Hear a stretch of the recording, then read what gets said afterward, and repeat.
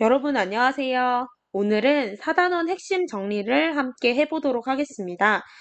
사단원에서 우선 4-1 논증 방법 파악하며 읽기에서 우리가 굉장히 중요하게 배웠던 것이 있습니다.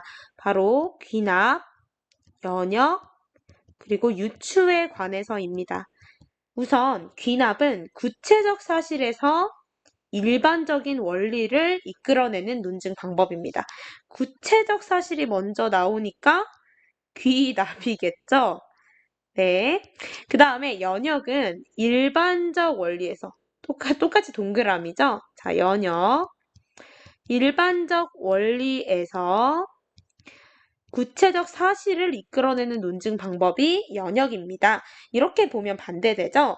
그런데 우리가 먼저 그러면 뭐가 구체적인 거고 뭐가 일반적인 거냐 이걸 먼저 생각해 볼 필요가 있겠습니다. 자, 먼저 보겠습니다. 귀납의 예시 보겠습니다.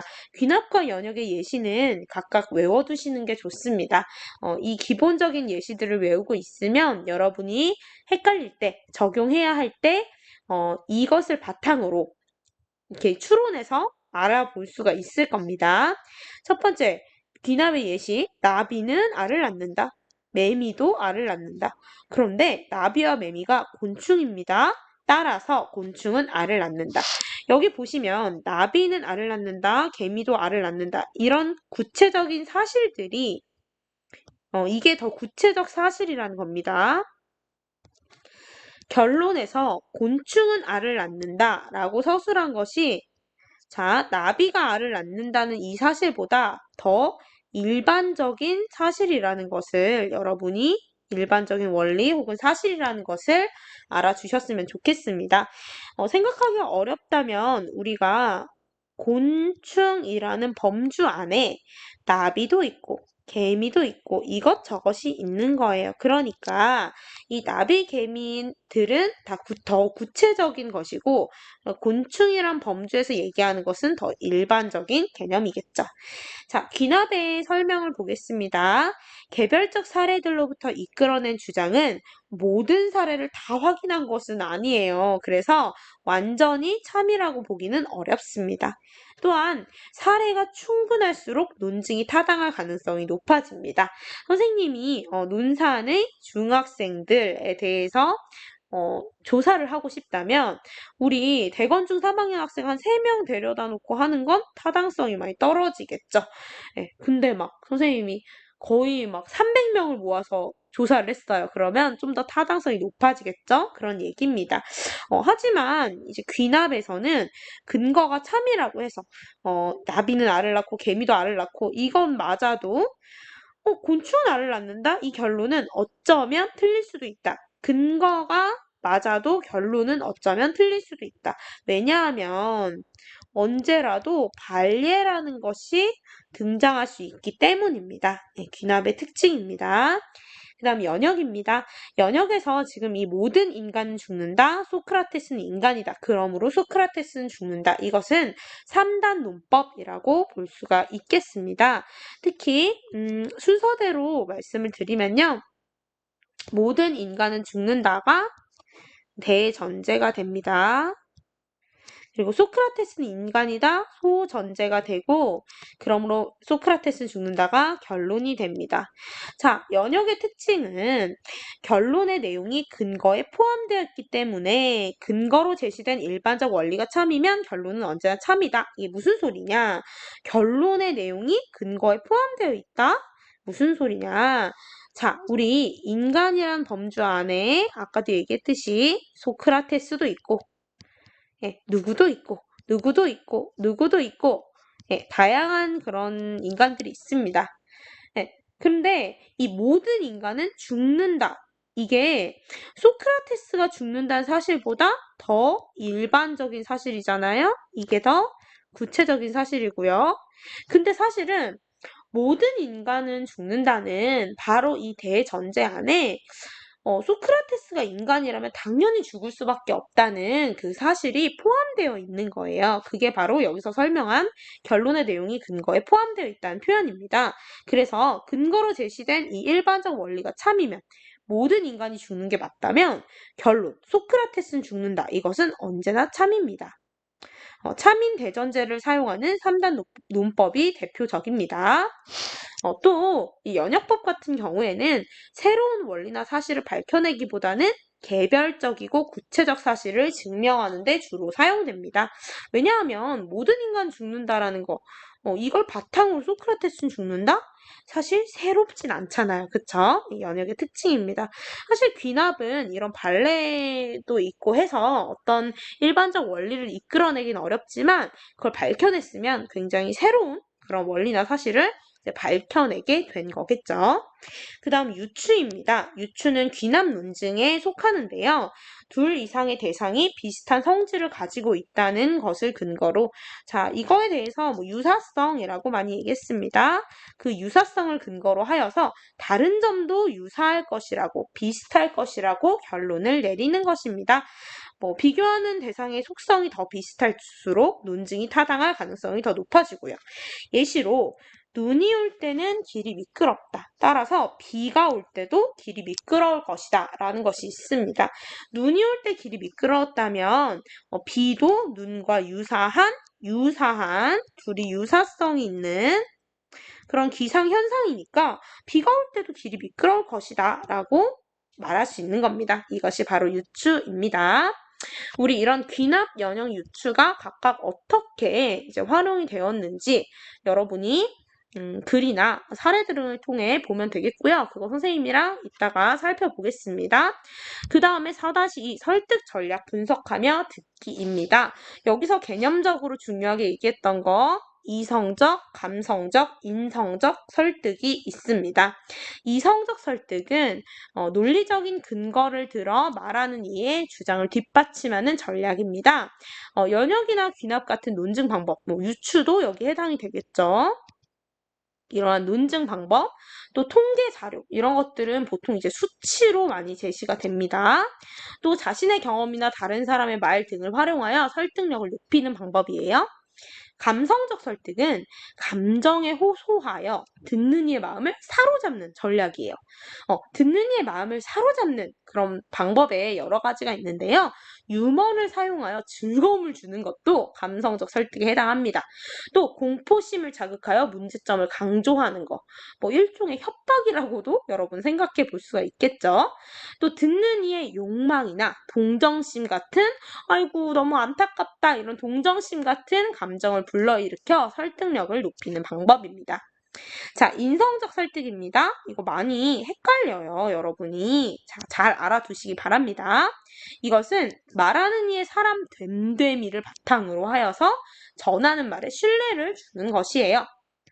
자, 말하는 이의 전문성, 도덕성, 사회성 등을 바탕으로 하여 이 사람 정말 믿을 만한 사람이구나 라는 것을 알게 해요.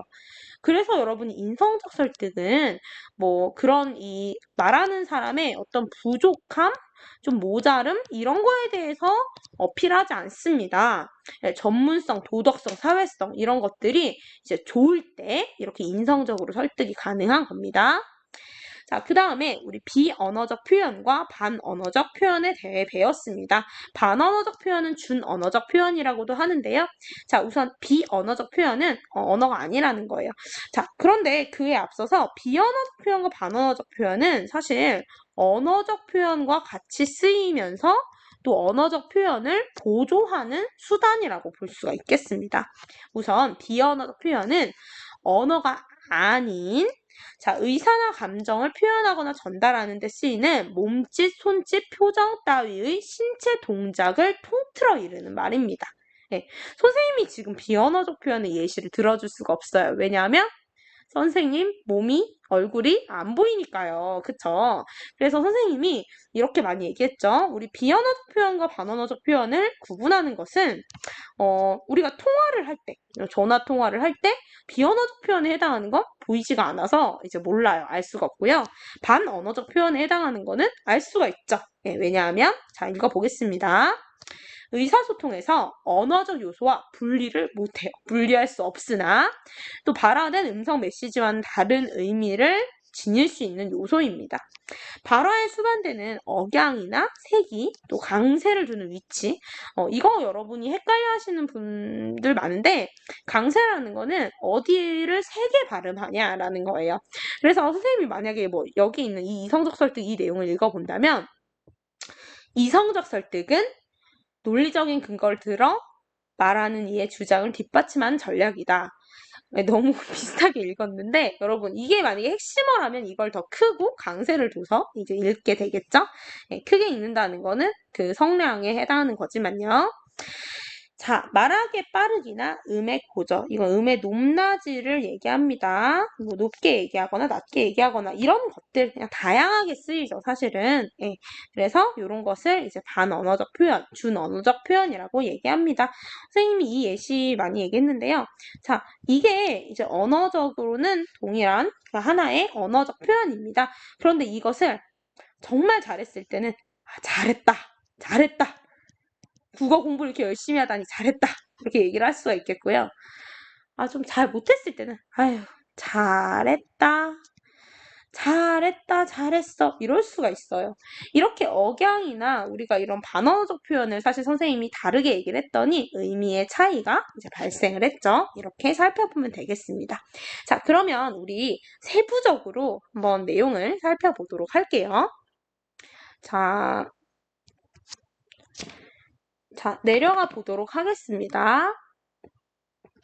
우선 논증 방법 파악하며 읽기 우리 함께 공부했습니다. 자, 생명을 불어넣는 마법사의 물 당연히 잘 보셔야 되겠죠. 자, 이 지문에서 우리 주제가 뭐였나요? 여기서 작가가 말하고 싶어 하는 거 무엇이었습니까? 자, 여기서 주제의식. 우선 이 탐구하는 것에 대해서 얘기를 하죠. 탐구한다는 것에 대해서. 탐구한다는 것은 사람들이 철석같이 믿고 있는 사실을 당연하게 받아들이지 않고 의심하는 일을 뜻한다. 라고 하면서 파스텔르 사례가 나와요. 파스텔르 살던 시대 사람들은 저절로 발생한다고 일반적인 그런 믿음을 가지고 있었고 근데 이게 틀렸어요. 그쵸? 그래서 파스텔르가 의심을 해서 실험을 통해 반론을 폈고 그리고 진실을 밝혀냈어요. 입증을 해낸 거예요. 그래서 의심이 바로 마법사의 물과 같다라고 얘기를 했고요. 여기 뭐 일반적인 상식에 대한 얘기했고요. 그 다음에 갈릴레이 얘기 나왔고요. 코페르니쿠스 얘기가 나왔는데 이 파스텔르, 갈릴레이, 코페르니쿠스의 사례는 굉장히 이 글의 구조도 비슷하고 그렇죠. 그래서 이러한 구체적인 사실들을 통해 결론을 내립니다. 이처럼 탐구하는 것은 우리를 둘러싸고 있는 잘못된 믿음에 의심을 품고 새로운 가설을 세우고 실험으로 입증하여 그 잘못을 바로잡는 일이다 라는 결론에 이르러요. 여러분 여기 쓰인 논증 방법 뭘까요? 자, 이런 구체적 사실들로부터 일반적인 결론을 이끌어냈으니까 귀납이 쓰였다라고 우리 공부했던 거 여러분 잘 기억하시겠죠? 자, 넘어가 보겠습니다. 여기 선생님이랑 방금 같이 봤던 이 논증 방법에 대한 부분, 논증에 대한 부분 여기 나와 있고요. 네, 정리했고요. 여기 귀납이라는 것도 얘기했고요. 자, 요거 기억하시나요? 지금 내 앞에 존재하는 것과 싸우는 것만큼 비생산적인 것이 없다. 나는 내 인생 버스를 운전하는 기사다. 자, 여기에 쓰인 표현 방식이 뭐였습니까? 네, 그렇죠. 유추였습니다. 선생님이랑 방금 공부했지만 유추는 비슷한 성질을 가지고 있다는 것을 근거로 다른 점도 비슷할 것이라고 결론을 내리는 거예요. 그래서 인생과 버스 운전에 대해서 얘기를 했죠. 그 다음 아파트 알림판, 아파트 주민 여러분께 기억하시나요? 여기에 어떤 논증 방법이 쓰였는지 기억이 안 나신다면 잠깐 영상을 멈추고 한번 살펴보세요. 사람들 사이의 문제는 소통으로 해결됩니다. 자, 그런데 층간소음에 관해 얘기하고자 합니다. 층간소음도 결국은 사람 사이의 문제입니다. 그쵸? 그래서 서로 이해하고 소통한다면 층간소음으로 생기는 갈등도 해결할 수 있습니다. 자, 생각해보세요. 사람들 사이의 문제는 소통으로 해결된다. 그리고 서로 소통한다면 층간소음 문제를 해결할 수 있다. 자, 사람들 사이에 문제에 여러 가지 문제가 있겠죠. 그 중에 층간소음 문제도 있는 거예요. 또 뭐 다양한 사람들 사이에 여러 문제가 있겠죠. 여러 문제 중에 층간소음이 그 중에 하나인 거예요. 그러니까 이 사람들 사이의 문제는 소통으로 해결된다. 이게 사실은 더 일반적인 얘기를 하고 있는 거예요. 이 층간소음에 대한 사례가 더 구체적인 얘기를 하고 있는 거죠. 그래서 일반적 원리나 법칙으로부터 구체적인 사실을 이끌어내는 방법을 뭐라고 하나요? 그렇죠. 연역이라고 합니다. 여러분 잘 기억하실 거라고 믿습니다. 자, 넘어가겠습니다. 자, 그 다음 여기 선생님이 아까 가져와서 같이 본 부분인데 핵심 톡톡 잘 보셔야 되겠죠? 하나하나 천천히 살펴보실 수 있습니다. 자, 그 다음에 광고 보겠습니다. 예약은 약속입니다. 예약했는데 못 가시나요? 예약 취소 전화해 주세요. 자, 뭐가 쓰였습니까? 자, 약속을 못 지키면 알려줘야 된다. 근데 예약은 뭐다? 약속이다. 예약은 약속이다. 그러니까 예약이 변경되면 알려줘야 된다. 전화해줘야 된다라는 거죠. 뭘까요? 여기에 쓰인 논증 방법은? 자, 예약은 약속인데, 자, 약속을 못 지키면 알려줘야 되는데, 이 다양한 약속 중에 예약도 이제 포함되어 있는 것이다. 그리고 이건 거의 명확한 3단 문법입니다. 연역입니다. 선생님 일부러 빠르게 하고 있는데, 모르겠으면 멈춰서 여러분 생각해 보세요. 자, 그 옆에 있는 광고는 더 쉽습니다. 스마트폰을 내려놓으면 이거 하고 저거 하고 저거 하고 이거 여러분도 더 쓸 수 있잖아요. 추가해서 쓸 수 있어요. 얼마든지. 왜냐하면 이런 거는 너무나 구체적인 사례니까요. 이 구체적 사례들로부터 어떤 결론? 스마트폰을 멈추면 따뜻한 즐거움이 시작된다는 결론을 내고 있어요. 자, 스마트폰을 멈추면 따뜻한 즐거움이 시작된다? 어떻게 보면 지금 여기 나온 이 모든 예시들은 따뜻한 즐거움에 해당되는 거잖아요. 친구와 손잡고 팔씨름하고 엄마와 포옹하고 비밀쪽지 쓰고 그렇죠. 그래서 구체적 사례로부터 일반적 결론을 이끌어냈다. 이거 뭡니까? 귀납입니다. 또 내려가 보겠습니다. 여기 넘어가고요. 그 다음에 이 부분에서 우리가 좀 중요하게 봤던 거는 다 여러분 이거 상세하게 보셔야 되겠지만 이 요거 위주로 우리가 살펴봤습니다. 3가지 버전으로 살펴봤어요. 비가 올 땐 언제나 길이 미끄럽다. 언제나 길이 미끄럽다. 지금은 비가 오고 있어요. 따라서 지금은 길이 미끄러울 것이다. 이 언제나라는 시간에 지금도 있고 어제 비가 왔으면 어제도 있고 1년 전도 있고 다양하죠. 그쵸? 그래서 이 언제나가 이게 파악하기 어려울 수 있지만 언제나가 더 일반적입니다. 일반적이고요. 이거 그냥 명확한 3단 문법이에요. 이것도. 그래서 이게 뭐가 쓰인 거예요? 연역이 쓰인 거예요.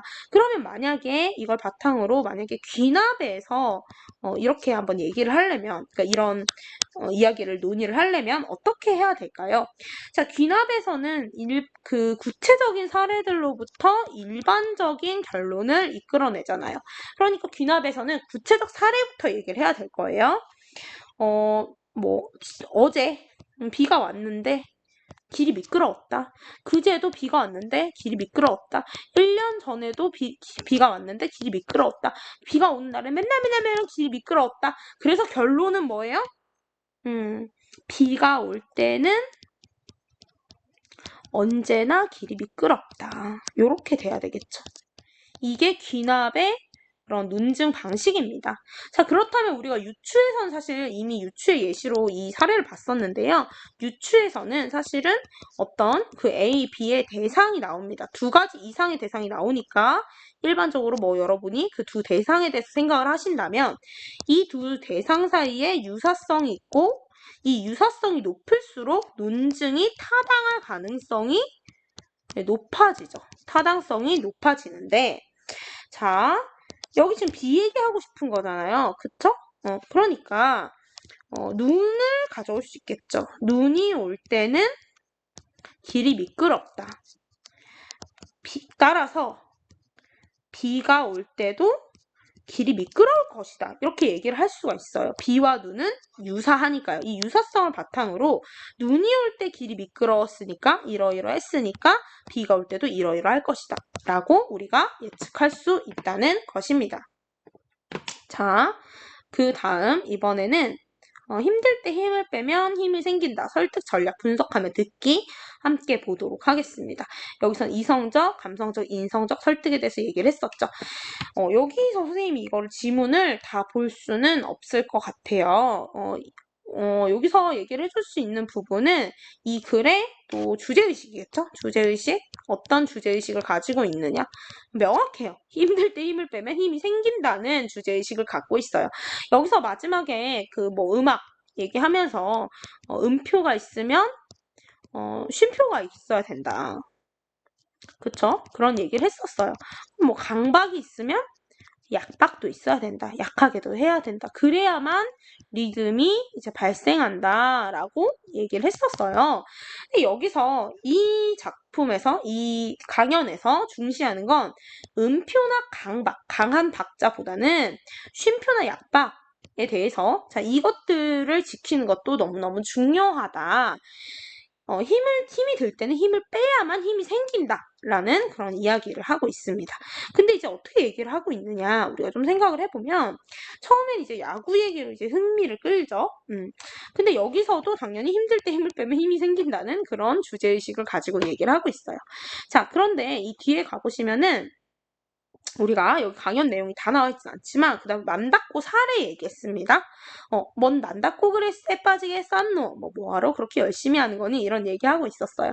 그 다음에 이 마라톤에 대해서도 이 얘기를 한 게 마라톤의 그런 백미는 쉬는 것에 있다. 그 마라톤이 다 끝나고 음료를 한 잔 마시는 그런 쉼에 있다. 그런 얘기를 하려고 한 거였고요. 이 음표를 갖고 온 것도 이 쉼표에 대해서 얘기하기 위해서였어요. 그쵸? 그러니까 결국은 다 이러한 이 강연자가 주되게 얘기한 사례들이 모두 이 힘들 때 힘을 빼면 힘이 생긴다는 이 주제의식과 연관됐다는 겁니다. 그래서 아까 그 다양한 사례들을 통해서 이 주장을 하고 있어요. 그러니까 이것은 논증에 의하면 어떤 논증일까요? 그렇죠. 귀납의 논증 방식을 이것 역시 쓰고 있다고 여러분이 확인할 수 있겠습니다. 여러분이 뒤에 부록에 이거 전문 있으니까 잘 보시고요. 인터넷에 검색해도 잘 나와요. 강연 몇 번 더 한번 보시면 이해하시는데 더 좋을 거예요.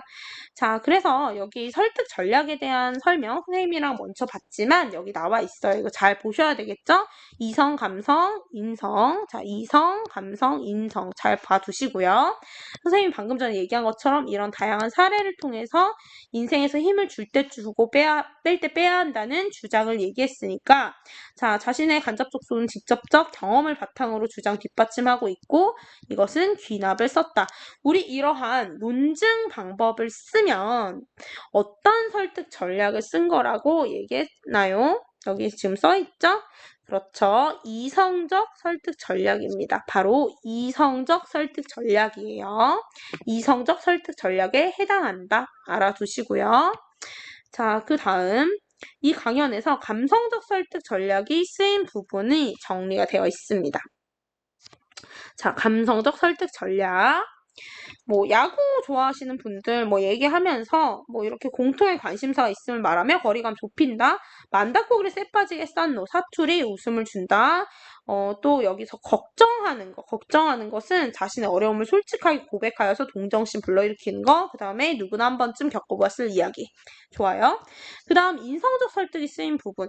여기서는 자 저는 카피라이터 출신이기 때문에 사람들에게 스스로의 욕망에 대한 욕망을 주입하는 기술을 가지고 있다.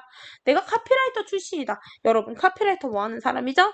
그렇죠. 광고 문구 쓰는 사람입니다. 예, 그러니까 자신의 그 직업적인 전문성을 드러내서 아무나 되는 거 아니죠. 광고에 이렇게 나오는 카피를 쓴다는 거는 직업적 전문성을 드러내서 신뢰성을 높이고 있어요. 발언의 신뢰성을 높이고 있습니다. 자, 그렇게 확인하시면 되겠습니다. 그 다음에 여기서 뭐 이 남의 눈만에 의식한다. 여기에 그 차 바꿨다는 얘기는 너무 지나치게 특수한 사례가 아닐까라고 얘기를 했고요. 여기 콕콕 알아두기 설득 전략 다시 한번 정리돼 있으니까 살펴보셔야 되고요. 자, 이 광고의 설득 전략 이것도 우리 잘 봤습니다. 선생님이 그 얘기도 했는데 선생님 이 광고 자꾸 보다 보니까 시험 내다가 이런 거 자꾸 보고 막 이러다 보니까 선생님도 기부하기로 결심했어요. 네, 찾아보고 있습니다. 네, 단체 찾아보고 있고요. 자, 여기 보면은 모든 어린이에게 배움의 기회를 유니세프는 이렇게 어린이들을 돕습니다. 있습니다. 그러면서 15,000원이면 연필 500자루? 30만 원이면 어린이 40명이 학습할 수 있는 학습 상자? 와우, 이런 구체적인 수치를 썼죠. 이런 구체적인 수치 혹은 숫자를 제시하여서 신뢰성을 높이고 있어요. 이럴 때 어떤 설득 전략이 쓰인 거예요? 그렇죠. 이성적 설득 전략이 쓰인 겁니다. 자, 그러면은 이 광고에서 감성적 설득 전략이 쓰인 부분도 찾아볼 수 있으시겠어요? 자, 어딜까요? 이 아이의 이 눈을 보세요. 이 눈을, 이 얼굴을 보세요. 선생님 자꾸 얘랑 눈이 마주치는 것 같아서 기부를 해야 되겠다니까요. 마음을 아주 울려요. 그쵸? 예. 그리고 이 아이가 지금 왜 이렇게 환하게 웃고 있는데 얘가 지금 뭐 하고 있어요? 연필 들고 노트로 공부하고 있잖아요. 배움의 기쁨을 느끼는 이 어린 소녀의 표정. 소녀의 얼굴, 소녀의 표정이 어때요? 너무 기뻐 보여요. 그러니까 우리에게 또 이제 마치 친밀감, 그 다음에 또 우리한테 또 이렇게 그런 가까운 그런 느낌을 받게 해서 그래서 우리 감성적으로 이제 설득을 하는 겁니다. 네, 그렇게 보시면 되고요. 광고의 목적은 결국 뭐죠? 후원해라 라는 거예요. 후원해라 라는 겁니다. 자, 여기 중요한 질문 나오네요. 은하의 말에 담긴 말하기 목적과 설득 전략. 너 여러 번 했고 너무 쉽죠? 말하기 목적? 명확해요? 엄마, 아빠 용돈 조금만 올려주세요. 말하기 목적이에요. 설득 전략 굉장히 다양하게 나오고 있는데요. 30도 넘는다, 버스 필요하다, 이런 거 이제 이성적 설득 전략, 수치도 제시하고 있고, 뉴스라는 그런 출처도 사실 얘기하고 있는데, 믿을만 하죠? 그 다음에 여기 공부할 때 뇌가 에너지를 많이 쓴다. 연료가 없으면 자동차도 앞으로 나갈 수가 없다. 자동차도 연료가 없으면 앞으로 나갈 수가 없다. 공부할 때 뇌가 에너지 많이 쓴다. 나도 그래서 연료를 많이 써야 돼서 그 에너지, 간식이 필요하다. 라는 거죠. 그래서 이런 것은 우리가 그렇죠. 유추의 표현 방식이 논증 방식이 쓰인 거예요. 유추가 쓰였다 보니까 이것도 이성적 설득 전략에 해당한다는 겁니다. 요즘 오빠 대학교 학비에 돈 많이 든다. 난 이렇게 착하고 기특한 딸입니다. 난 너무너무 착한 딸이에요. 난 착해. 너무 착한 딸이에요, 어머니. 착한 딸이에요. 자, 요것은 제가 인성적으로 이렇게 훌륭해요. 인성적 설득 부분이고요. 사랑해요. 네, 감성적 설득이 일어난 부분이었습니다. 여러분 잘 기억하시죠? 자, 넘어가서 이거 다 여러분 우리 함께 잘 살펴봤던 부분이에요, 여러분. 자, 그래서 교과서를 한번 이렇게 쭉 봤는데 상세하게 모든 걸 다 살펴본 건 아니지만 여러분에게 많은 도움이 되셨으면 좋겠고 한번 정리한 계기가 됐으면 좋겠습니다. 수고 많으셨습니다. 감사합니다. 시험 잘 보세요.